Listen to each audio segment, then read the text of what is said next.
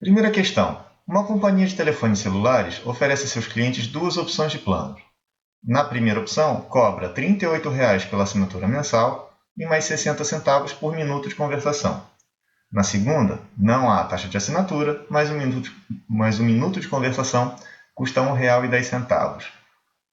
Bom, na verdade, nem as operadoras de celular nem fazem mais assim, né? Mas hoje você já não paga mais por minuto de conversação, mas decidi deixar o enunciado porque ainda tem outras coisas que usa esse sistema. Por exemplo, a sua conta de luz é mais ou menos assim. Você tem uma assinatura mensal, mesmo que você não consuma nada. Se deixar a casa fechada o mês inteiro, você vai ter que pagar alguma coisa dessa assinatura mensal. E aí, mais a cada, dependendo da quantidade de uso de energia da sua casa, você vai pagando proporcional a isso.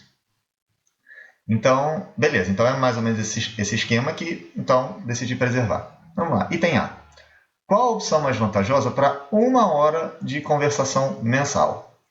Então, vamos ver cada uma das duas opções. Então, opção 1. Ela cobra R$ 38,00 pela assinatura mensal. Então, mesmo que eu não converse nada, eu vou pagar 38 mensal. Vou chamar de preço 1. Preço 1. Para 1 hora. Então, vai ser R$ 38,00 mais 60 centavos a cada minuto de conversação. Bom, então 1 hora são 60 minutos. Então 60 vezes 60 centavos. Ok? E, bom, depois a gente faz a conta. Deixa eu botar aqui já o do preço 2. Opção 2. A segunda opção não tem taxa de assinatura, então, mas o minuto de conversação custa R$ 1,10. Então vai ser 60 vezes R$ 1,10. Então vamos calcular aí P1 e P2 para comparar qual é o mais vantajoso. Então vamos lá. Aqui eu tenho que fazer primeiro essa multiplicação, né? Pela hierarquia aqui das operações. Então vai ficar... Bom, o 66 vezes 10, né? Então esse 10 vezes 60 centavos vai ficar 6 vezes 6, que dá 36. Quem está enferrujado aqui na parte de operações com decimais, já tem uma playlist aqui no canal. Vai lá no vídeo de apresentação do canal. Tem sempre na descrição do vídeo, tem os links para todas as playlists. Então procura lá a playlist de operações com decimais, tá? Para a gente conseguir fazer isso aqui sem se enrolar muito. 38 mais 36 dá 36 mais 36 é 72, né? Então mais 38 é 74. Então o preço da primeira operadora, nesse caso, vai ser R$ 74.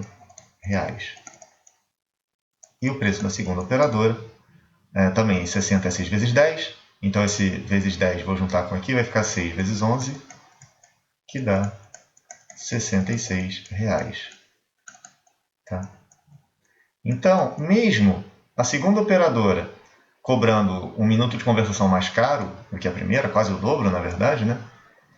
Ainda sai mais barato para 1 hora de conversação mensal. Tá? Também hoje quase ninguém usa telefone, a linha do telefone para conversar, tá? Mas, de novo, né? Volta lá no caso da operadora de energia, que é mais ou menos o mesmo esquema. Então, aí vamos para o item B. Então, resposta do item A. Como é que era a pergunta? Qual a opção mais vantajosa para 1 hora de conversação mensal? Então, opção 2. Resposta, opção 2. Agora o item B. A partir de quanto tempo de conversação a primeira opção fica mais barata do que a segunda? Tá? Então, aí que a gente tem que começar a perceber o que está variando aí. Então, eu tenho duas variáveis aí em questão. O tempo de conversação que eu tenho por mês, tá? E dependendo desse tempo de conversação, eu vou ter um diferente preço a pagar lá no fim do mês. Então são duas coisas variando. Eu tenho duas variáveis aí. Eu tenho a variável do tempo de conversação mensal e a outra variável é a mensalidade, o valor mensal. Tá? E aí, para cada valorzinho aqui que eu posso ter do tempo de conversação mensal, a gente fez o exemplo dos 60 minutos, tá? Vou colocar em minutos, tá? Em minutos. Eu vou ter o valor mensal lá do... posso colocar inclusive dos dois planos, né? Valor mensal plano 1 e valor mensal do plano 2, tá? Então, para o valor mensal deu 74, né? E para o outro deu 66, tá? Mas deixa eu ficar só com o valor mensal 1, para não congestionar muito aqui a figura. Depois o raciocínio é o mesmo para o outro caso, tá? Então, aqui deu 74. Tá? E aí, se eu tivesse outro tempo de conversação mensal, fosse, sei lá, 3 horas, 180 minutos, ou se fosse 2 minutos de conversação mensal, para cada valorzinho aqui, eu ia associar a um outro valor mensal aqui. Tá? Então, eu tenho vários valores possíveis para cá, vários valores possíveis para cá, e para cada valorzinho desse conjunto, eu tenho associado aqui um único valor nesse outro conjunto. Tá? Então, eu tenho um exemplo de função. Aqui é a minha variável livre. Não vai caber. Variável livre ou variável independente. Tá? E, dependendo do valor dessa variável, eu vou ter o valor dessa outra variável aqui, a imagem dela. Então, aqui é o conjunto da minha variável dependente. O conjunto de valores, lembrando, né, o conjunto de valores da variável dependente a gente chama de domínio. E o conjunto de valores da variável independente é domínio. E o conjunto de valores da variável dependente, a que depende dessa, é o contradomínio. Ok? Então, agora a estratégia vai ser fazer o seguinte. Para saber o comportamento genérico então, do plano 1 e do plano 2, para poder comparar qual o tempo de conversação que um ficar mais barato do que o outro, eu vou fazer o seguinte. Eu não vou particularizar aqui um certo tempo, como a gente tinha feito no item A. Tá? Então, aqui eu vou pegar um valor genérico. Vou pegar aqui um valor, como eu sou muito criativo, um x qualquer. Tá? E, dependendo desse valor de x, que vai ficar x mesmo, não vou atribuir valor nenhum. Tá? Cuidado, de novo, esse x aqui não está fazendo papel de uma incógnita ainda. Aqui ele está fazendo papel de um representante genérico, de uma variável. Tá? Então, esse x, a princípio, pode assumir qualquer valor. Depois é que a gente vai ter que descobrir alguma coisa sobre ele, mas, a princípio, dependendo desse valor de x aqui, eu vou associar uma expressão que depende desse x aqui para o meu contradomínio, para o valor mensal do primeiro plano. Tá? Então, vamos lá lembrar, essa vai ser a estratégia. Tá? Depois eu vou fazer a mesma coisa para o segundo plano e depois comparar para responder a questão. Então, vamos lembrar o enunciado. No primeiro plano, R$ 38,00 pela assinatura mensal, então não depende do tempo de conversação, mais 60 centavos a cada minuto de conversação. Tá? Então, para eu generalizar o comportamento desse primeiro plano por um tempo qualquer de conversação, vai ser uma expressão muito parecida com isso aqui. O plano 1 vai ser R$ 38,00, mais essa quantidade genérica de tempo vezes 60 centavos. Ok? Então, vamos colocar aqui. Então, item B. Para o plano 1, o preço vai ser R$ 38,00, mais essa quantia genérica aqui de tempo, vezes 60 centavos. Ok? Opa! Tudo bem. Então, no caso ali, no item A, a gente fez para x igual a 60. Mas essa mesma estrutura aqui vale para qualquer que seja o tempo de conversação para o plano 1. Se for 3 horas, se for 10 minutos, é a mesma coisa. R$ 38,00, que é o parte fixa, mais esse, sei lá, 10 minutos vezes 60 centavos. Ok? Eu vou até colocar, em vez de P1 e P2, eu vou colocar P e Q, para não ficar muito número aí. Mas, como a gente já viu que essa variável aqui do plano, do valor mensal, desculpa, varia em função desse cara aqui, tá? Então, esse valorzinho P genérico, ele varia em função de x. Então, eu vou colocar já a notação P de x. Esse é para o primeiro plano. Agora, vamos fazer a mesma coisa para o segundo plano, que eu vou chamar então de variável Q. ele também depende desse x. Tá? Esse segundo plano, ele não tem assinatura mensal, vamos lembrar aqui, não há taxa de assinatura, mas só depende, então, do tempo de conversação. Cada minuto custa R$ 1,10. Então, vai ficar uma expressão quase a mesma coisa que isso aqui, só que em vez de 60, aquele meu x genérico, certo? Vamos voltar lá. Então, para o valor desse segundo plano, eu poderia ter feito um outro conjunto aqui para o segundo plano, em que aquele x vai atribuir esse valor qzinho aqui. Tá? Vou botar aqui assim. Pronto. Então, não tem a parte de conversação, vai ser só dependendo do tempo de conversação, que é x vezes R$ 1,10. Beleza. Então, eu tenho aqui a expressão genérica para o primeiro plano e a expressão genérica para o segundo plano, dependendo só desse tempo de conversação. Agora, vamos ver o que está sendo perguntado no item B. A partir de quanto tempo, a partir de quanto tempo de conversação, a primeira opção fica mais barata que a segunda? A primeira opção a gente chamou de P, a segunda opção a gente chamou de Q. Então, eu quero que essa seja mais barata do que essa. Ou seja, o valor desse P tem que ser menor do que o valor desse Q. Tudo bem? E aí, você quer saber o tempo de conversação que vai provocar isso aqui. Tá? Então, esse tempo de conversação, aí sim, é esse valorzinho x. Tá? Então, eu quero saber para qual valor de x esse resultado aqui vai ser menor do que esse aqui. Tá? Então, eu posso traduzir isso em botar P, eu quero que P seja menor do que Q. Então, o P, a expressão para determinar o P é isso aqui.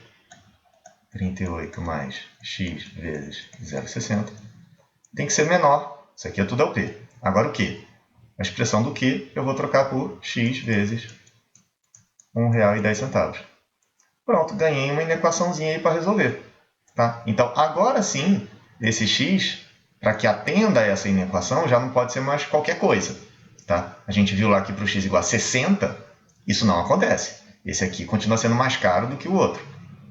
Tá? Então, vamos ver a partir de qual valor de x que essa primeira expressão vai ter um valor menor do que essa aqui. Agora sim, o x está fazendo o papel de uma incógnita, um valor a ser descoberto. Mesmo que não seja um valor único, né? Ele pode assumir diferentes valores, né? Vai ser uma coisa a partir de tantos minutos de conversação. Tá? Então, mas agora sim é um valor a ser descoberto. Então, vamos resolver essa equaçãozinha. Então, vai ficar... Vou fazer o seguinte, vou ficar botar 1,1, né? Vezes x, menos 0,6x, e aqui 38.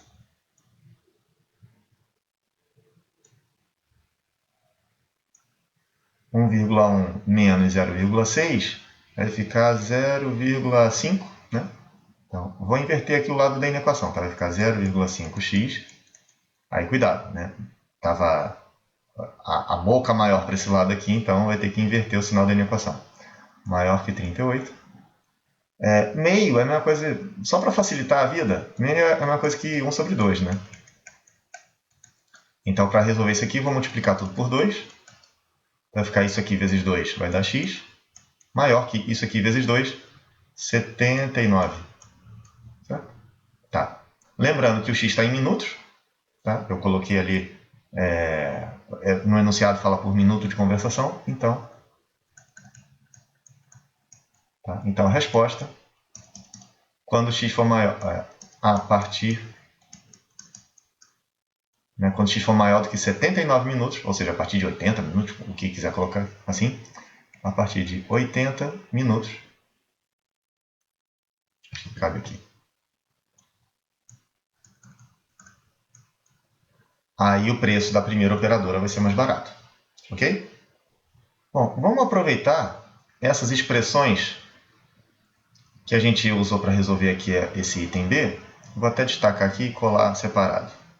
Bom, quando a gente escreveu essa expressão aqui, a gente já tinha visto então que a gente tem duas coisas variando, né? Essa variável livre aqui, o tempo de conversação, e essa outra variável, que é dependente, o preço do primeiro plano. Aqui, mesma coisa. Aqui é a minha variável livre, o tempo de conversação, e aqui é a minha variável dependente, o preço lá do segundo plano.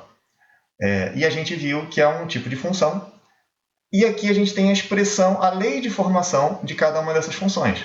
certo? E elas têm uma coisa em comum.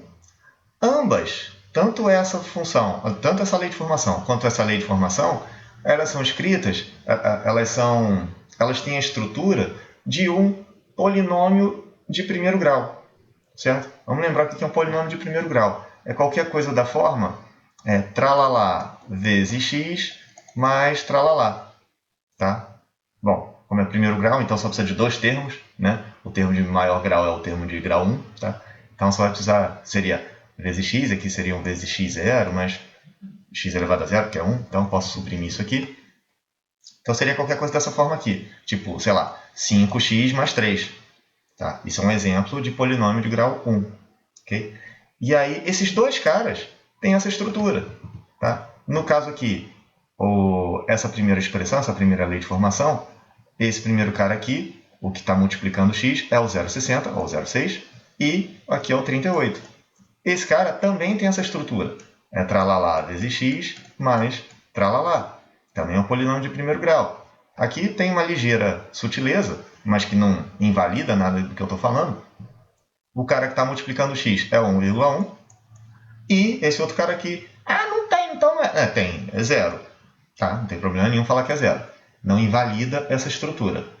A única coisa que invalidaria essa estrutura, tralalá vezes x mais tralalá, esse cara aqui pode ser qualquer coisa, inclusive 0, como a gente viu aqui. Agora, esse cara aqui, tá, é que tem que ser diferente de 0. Senão ele invalida esse x aqui. Esse x deixaria de existir. Tá? 0 vezes x, ia anular todo esse termo aqui, ia ficar só esse cara. Ia ficar uma função, na verdade, que a gente chama de função constante. Que o x não tem x, então não varia. Né? Mas, beleza. Então a gente tem esses dois exemplos de uma função cuja lei de formação obedece a essa estrutura aqui. Tá? Só que, em vez da gente usar as palavras tralalá e tralalá para definir esses numerinhos que vão entrar aqui, a gente chama esses caras de coeficientes e a gente costuma denotar ele por letras também. Tá? Então aqui eu posso ter vários exemplos numéricos que poderiam estar aqui. No caso foi 0,6 nesse, 1,1 nesse, ou qualquer outra coisa. Poderia ser. Então, vou chamar de Azinho, Azinho e Bzinho, esses coeficientes. Tá? Poderia ser, tem livro que usa M, N, a letra não importa, poderia ser qualquer coisa. Tá? Só não pode ser X, se for usar o X aqui. Tá? Mas se aqui tiver outra coisa, aqui pode ser X também. Pode ser jacaré, pode ser tatu, pode ser qualquer coisa. Tá? Vou usar a notação que é mais costumeira, que é mais usual. Tá? E essa variável dependente, aqui eu chamei de P, aqui eu chamei de Q, tá? Poderia ser também qualquer outra letra, eu vou chamar pelo mais usual, que é a variável y, tá? Que depende da primeira variável aqui, que eu estou chamando, x. Tá? Então, qualquer coisa, qualquer função com essa lei de formação, a gente fala que é uma função polinomial de primeiro grau. Tá? Porque a lei de formação é um polinômio de primeiro grau. Tá? Então não me ajuda. Tem outro nome também, a gente pode chamar também de função afim. Tudo bem? Esse nome aqui é mais curtinho. Então, beleza. Qualquer coisa que tiver essa estrutura aqui, lembrando que esse primeiro coeficiente que multiplica o x, não pode ser 0. Esse cara aqui pode ser qualquer coisa, pode ser 0, pode ser negativo, pode ser positivo. Não tem problema nenhum. Então, é um exemplo de função afim.